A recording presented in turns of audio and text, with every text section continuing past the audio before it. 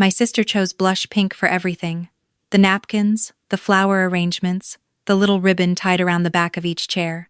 She'd been planning this wedding since she was 8 years old, pulling pictures out of bridal magazines and taping them into a notebook she still has somewhere in a box at my mother's house. When she called me after Derek proposed, she was crying so hard I could barely understand her.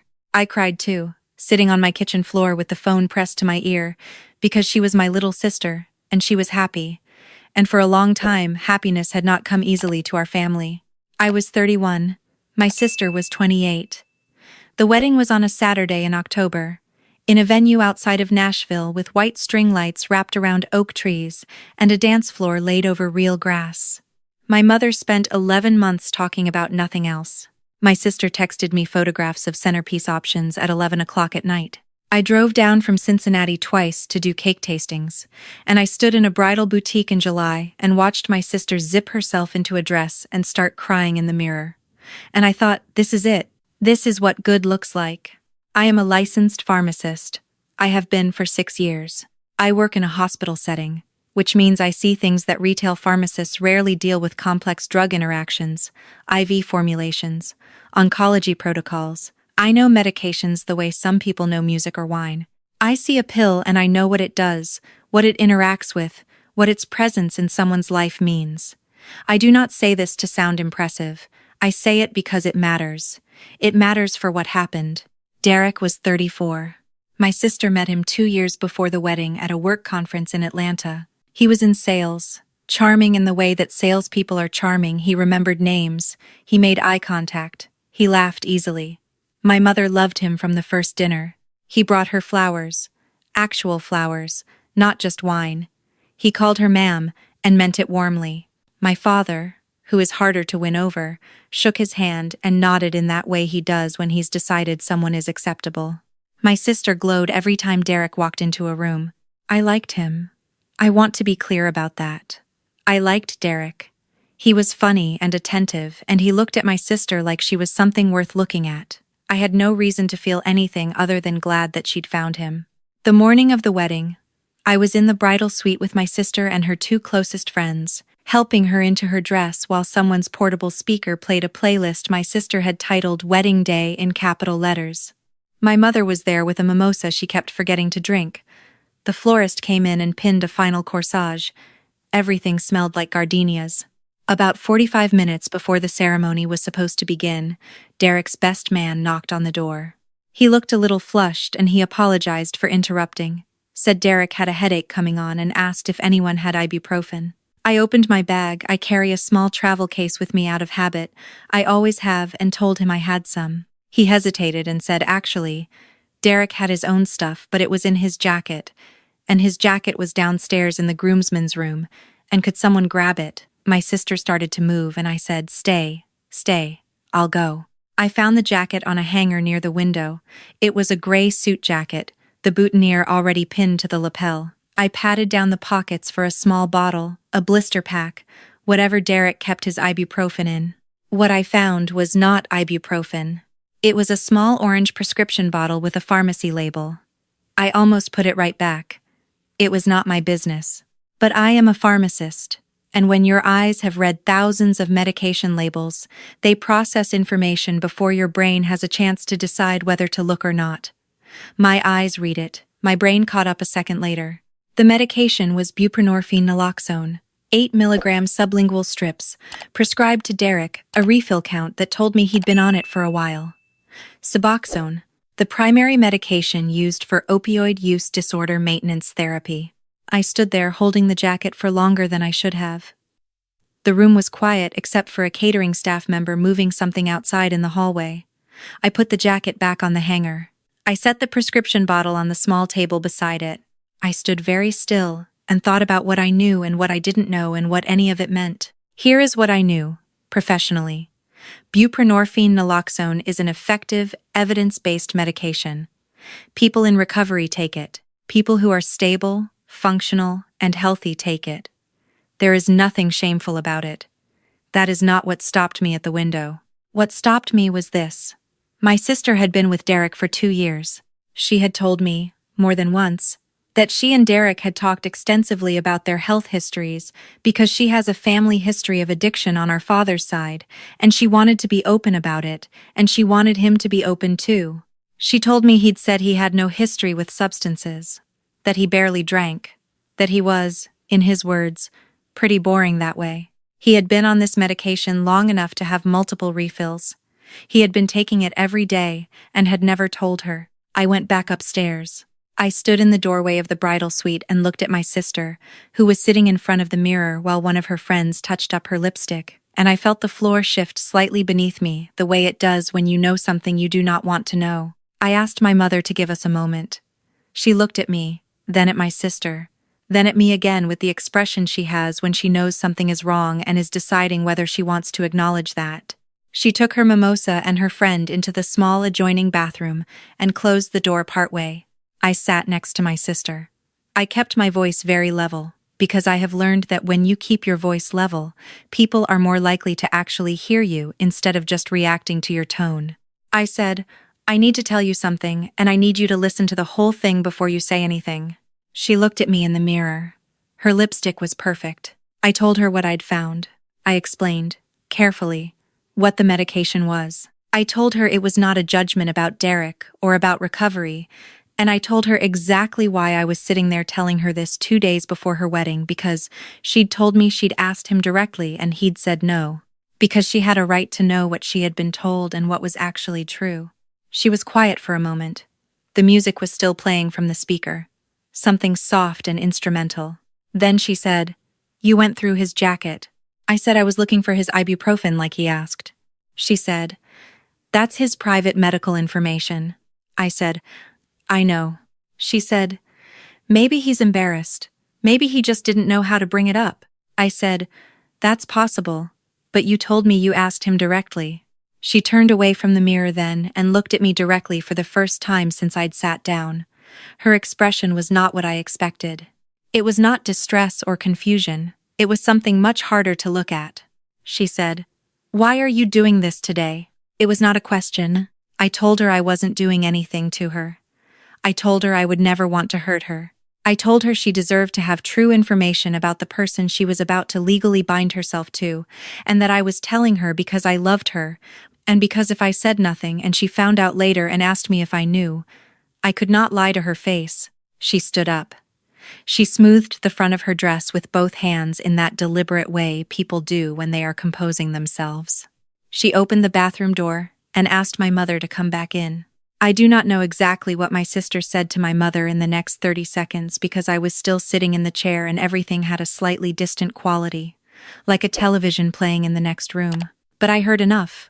I heard my name. I heard going through his things. I heard she's always had a problem with him. My mother came to stand in front of me and asked me what I was thinking. I told her what I'd told my sister. Same words, same tone. My mother said, "Everyone has a past." I said this was not about his past. This was about the fact that he had lied to her daughter's face when her daughter asked him a direct question. My mother said that some things were hard to talk about, and Derek probably planned to tell her when the time was right, and that I was not a therapist and did not understand how these conversations worked. I said I was not trying to be his therapist. I was a pharmacist who happened to see information that was directly relevant to a promise my sister had told me he had broken. My mother looked at me for a long moment. Then she said, very quietly, "This is her day," as if that settled it. The ceremony happened. I stood at the altar in a blush pink dress with my bouquet of white roses, and I watched my sister marry Derek under the oak trees with the string lights, and I smiled because I did not know what else to do. Derek cried during his vows. He cried real tears.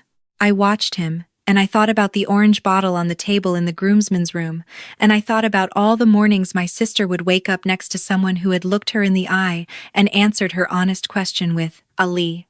At the reception, Derek found me near the bar. He put his hand on my arm in a friendly way and said he heard I wasn't feeling well earlier. I looked at him. He looked back at me with an expression I could not entirely read. It was somewhere between warning and apology, but it had too much calculation in it to be a genuine apology. I said I was fine. He nodded and walked back toward my sister. I drove home to Cincinnati the next morning. For 2 weeks, nobody called me. Not my mother, not my sister. I texted my sister on the Monday after the wedding to say I hoped she was having a wonderful honeymoon. She left it on read for 4 days, and then sent back a single heart emoji, which I understood was not warmth but a closing of a door. I went to work. I filled prescriptions. I did my job. I came home and made dinner and called my friend from college and talked about other things. I did not talk about the wedding. About 6 weeks after the ceremony, my brother-in-law, I have to call him that now, was in a car accident on a Tuesday night. He was not seriously hurt, but the responding officers noticed things, and there were tests, and my sister called me at 11:30 that night, and she was crying in a way I had not heard since our dog died when she was 12. She said his name. She said she didn't understand. She said she had found things at home. She didn't specify what, and that the accident had led to more conversations, and those conversations had led to an admissions that this had been going on longer than she knew, that the prescription I had found was not the only one, that there were others under a different doctor's name, that the maintenance medication was not the full story. I sat on the edge of my bed and held the phone and said I was sorry. I meant it. She cried for a long time and I let her. Then, very quietly, she said, "You knew." I said I knew about the prescription I found. I didn't know the rest. She said, "You knew something was wrong." I said yes. She said, "And you told me." I said yes. There was a long silence. I thought maybe she was going to say thank you. I thought maybe this was the moment where the fracture would start to close. I thought maybe she had called because she needed her sister, and I was still her sister, and this was the part where that mattered. She said, "I need some time." I said okay. She said, I'm not ready to talk about the wedding. About what you said. I'm not ready to think about all of it." I said I understood. She said, "I just need you to know that right now I don't know how to feel about any of it and I can't have this conversation." I said okay. I said I was here whenever she was ready. I said I loved her. She hung up. My mother called me 3 days later. I picked up because I still had hope for things that I should have already let go. My mother said she'd spoken to my sister. She said my sister was going through an incredibly hard time. She said what was happening with Derek was devastating and that the whole family was focused on supporting my sister through it. I said that was good. I said I wanted to support her too. My mother said, "You have to understand that for her, a lot of this pain is tangled up with the wedding, with what happened at the wedding." I said what happened at the wedding was that I told her the truth. My mother said, "You told her something that you found by going through his private belongings right before she walked down the aisle, when she had no way to process it or deal with it or make any kind of real decision." I said, "So I should have said nothing." My mother said, "I'm not saying that." I said, "Then what are you saying?" She was quiet for a moment. Then she said, "I'm saying the timing was painful. For her, right now, the timing is part of the wound." I thought about this. I thought about it carefully and genuinely, the way I try to approach things I do not want to be defensive about. I said, if I had waited and said nothing, and she had found out 6 months later, or a year later, or 5 years later, she would have asked me if I knew, and I would have had to tell her yes. My mother said, "Maybe, but that would have been then, not her wedding day." I said, "I am not sorry for telling her the truth." My mother said, "I know." It was the saddest I know I have ever heard from her. It had the weight of something final in it. Christmas that year was the first Christmas in my life I did not spend at my mother's house. I drove to my college roommate's family in Indianapolis instead, and her mother made too much food, and her dad fell asleep during the football game, and her younger brothers argued about something trivial, and I sat in the middle of it all and felt a grief I hadn't fully prepared for. I thought about my sister a lot that winter. I thought about her in the blush pink boutique trying on the dress. I thought about her labeling that playlist in capital letters. I thought about the 8-year-old with the magazine clippings and the notebook, building the architecture of a future that turned out to be built partly on something hollow, and I thought about how there is no good time to tell someone that.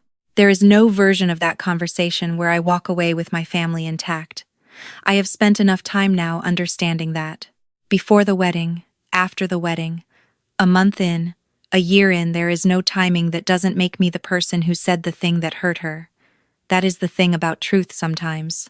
It does not come with a good delivery window. Derek and my sister separated 4 months after the wedding. He went into a residential program. I do not know the details beyond that because my sister and I were still not talking in any real way, just the occasional text, just enough to know she was standing. My mother and I spoke, but differently than before. There was a careful quality to it, like we were both walking around something on the floor that neither of us wanted to name.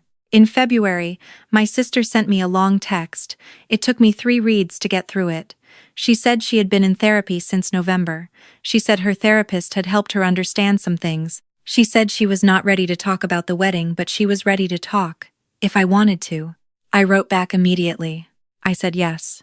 We had dinner in March, halfway between Nashville and Cincinnati, at a restaurant neither of us had any attachment to, which felt right. She looked tired in the way that people look tired after sustained grief, a particular kind of hollowness around the eyes. But she also looked more like herself than she had at the wedding, which was a strange thing to notice. We talked around the edges for a while. Her job, my apartment, a show she'd been watching. The food was fine. Then she said, "I know you were right." I didn't say anything. She said, "I knew you were right that day too." I think that was part of why I was so angry, because I already knew something was wrong. I'd been pushing it away, and then you sat down and said the thing out loud that I'd been pretending I didn't feel. I said, "I'm sorry for the timing." She looked at me. "Don't apologize for that." I said, "I'm not apologizing for saying it. I'm sorry that it hurt you." She nodded slowly. She turned her water glass in a small circle on the table. She said, "Mom is still kind of," and then she stopped and searched for the word. I said, "I know." She said, "She'll come around." I said, "Maybe." She said, "I need you to know that I don't blame you for what you found or what you said." Her voice got smaller. "I blame him. I'm working on not blaming myself." I said, "Please don't blame yourself." She looked down at the table. It's hard not to feel like I should have known. Like there were signs I ignored. I said, "You didn't have my training. You couldn't have known what that medication meant even if you'd seen it." She said, "But I felt something. In my stomach. For months I felt something and I just kept..." She stopped. "I just kept choosing the pretty version." We sat with that for a while. We did not fully fix things at that dinner. I want to be honest about that because the story that would feel good to tell is the one where we cried and hugged in the parking lot and everything went back to the way it was. That's not what happened. What happened was more gradual and more real dinners that became easier, texts that became more frequent, a phone call on her birthday in June where we laughed at something for the first time in almost a year. My mother and I are still careful with each other. I think we will be for a while. She has not said she was wrong. I have not pushed her to. There are relationships you protect by not excavating every corner, and my mother is 71 and she loves my sister, and she was scared that morning in the bridal suite, and I have made my peace with the complicated shape of that. I still have the voicemail my sister left me the night of Derek's accident. I have never listened to it again after the first time. I don't need to. I remember exactly what it sounded like. Her voice coming apart, the way she said my name, not angry, not accusing, just her. Just my little sister, needing the only other person who already knew. I think about what it means to be the one who sees things clearly. I do not think it is a gift, exactly. It is a responsibility that doesn't come with an instruction manual, and it costs something almost every time you use it. My profession taught me to read information and communicate it accurately. It did not teach me what to do when the information breaks something you cannot put back together exactly the way it was. I paid for the truth that day. I knew when I sat down next to her that I was going to pay for it. I sat down anyway. I would sit down again. Not because I enjoy pain or because I am righteous about it or because I think I am always the smartest person in the room. I would sit down again because my sister is alive and she is in therapy and she is 30 now and she is building a different kind of future than the one she thought she was building. And it is real this time, all the way through. She checks. She asks the hard questions, and she waits for the whole answer.